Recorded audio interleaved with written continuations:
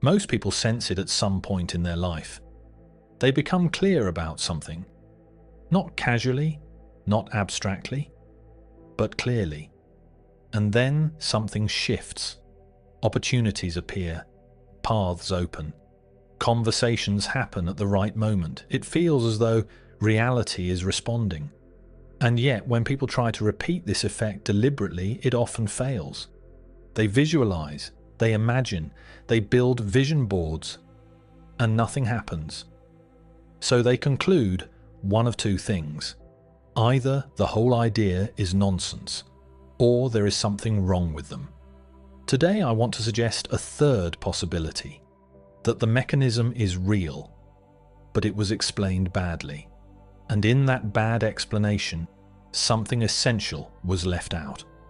When The Secret entered the mainstream, it popularized a powerful but incomplete idea. That thought alone shapes reality.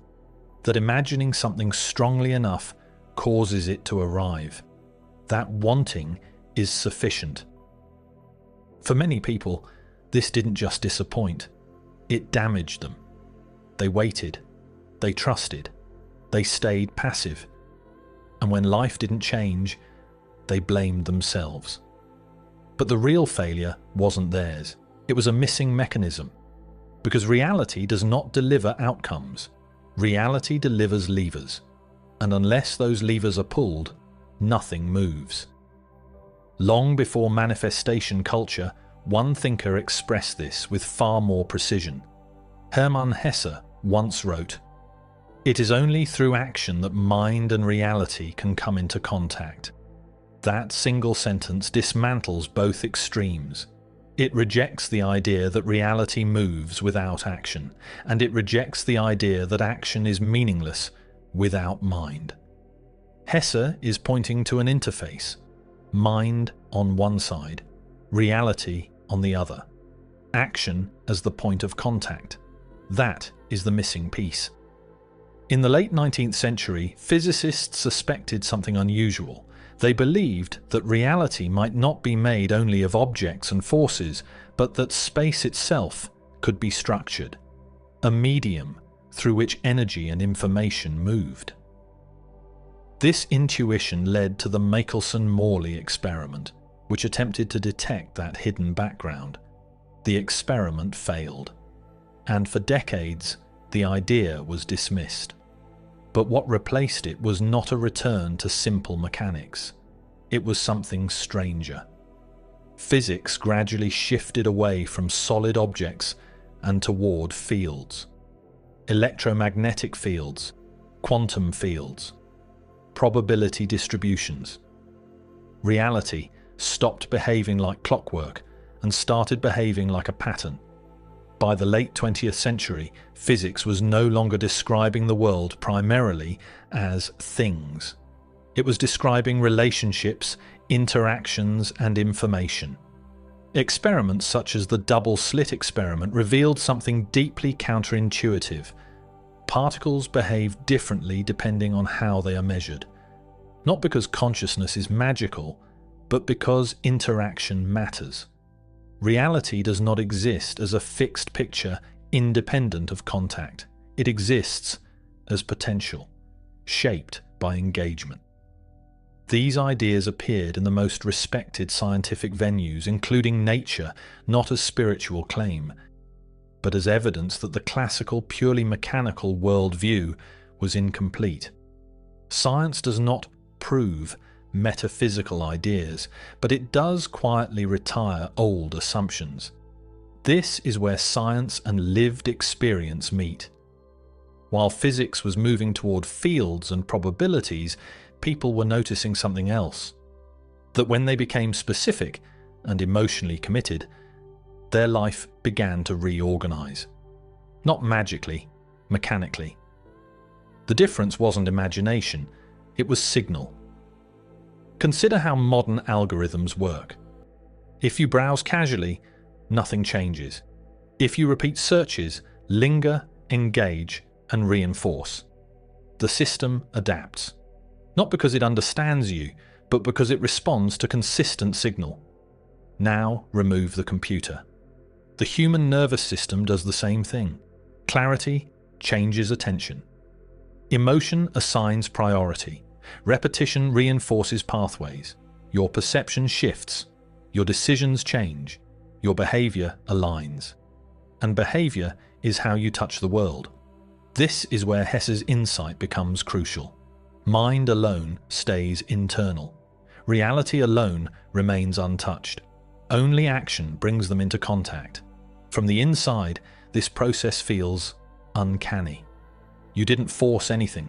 You didn't push aggressively. Things simply appeared. But what really happened is quieter. You stopped broadcasting noise. You started transmitting direction. Complex systems respond to direction. Markets do. Networks do. Ecologies do. And reality appears to as well. Most people sense it at some point in their life. Imagine someone with a vague desire. I want a different life. Nothing changes. Now imagine clarity. I want to spend part of the year in a mountain environment. Pine forests, cold air, seasonal rhythm, space to think and work quietly. That clarity alone does nothing. But clarity paired with emotional charge begins to organize behavior. They notice locations they once ignored. They accept invitations they once declined. They structure income differently. They tolerate short-term inconvenience for long-term coherence. Slowly, the levers appear. A conversation, a timing window, a viable location. Nothing mystical, but nothing random either. The secret left out something critical. Visualization is not the engine. It is the tuning mechanism.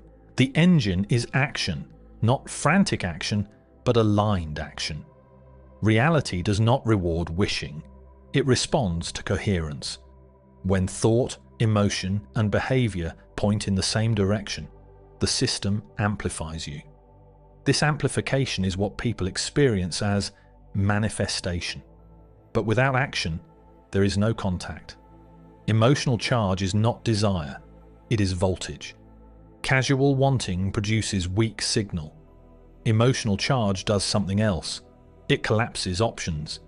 It says, this matters. Emotion is not spiritual decoration, it is biological prioritization. It determines how long you persist, what friction you tolerate, which risks you accept. Persistence is what converts probability into outcome. This is why obsession often produces results. History is full of obsessed individuals who bent reality around a singular aim. But obsession without wisdom is dangerous. It can force outcomes at the cost of coherence. Myths have always warned us of this. Power without calibration creates monsters. There are only 3 ways this process breaks down. First, clarity without action. That becomes fantasy. Second, action without clarity. That becomes chaos. Third, emotion without clarity. That becomes obsession. Alignment exists only where all 3 meet. Mind, action, reality. Why skeptics should still care? You do not need to believe anything spiritual to accept this. You only need to accept that. Attention is selective. Behavior compounds. Systems respond to signal. That is psychology. That is systems theory. That is economics. Spiritual language arrived later, to describe something humans were already experiencing. If you want to test this without belief, try this. For 7 days. Choose one clear outcome. Define it in environmental terms, not objects. Take one small aligned action per day. Not dramatic action, precise action. Observe what appears, not miracles, levers. Reality does not grant wishes, it reveals paths. The more coherent you become, the more visible those paths are. The field, whatever language you use for it, does not replace mechanics. It organizes them. And as Hermann Hesse understood, it is only through action that mind and reality can come into contact. If visualization failed you, it wasn't because you were naive. It was because you were never told the full mechanism. Clarity tunes the signal. Emotion supplies the energy. Action creates contact.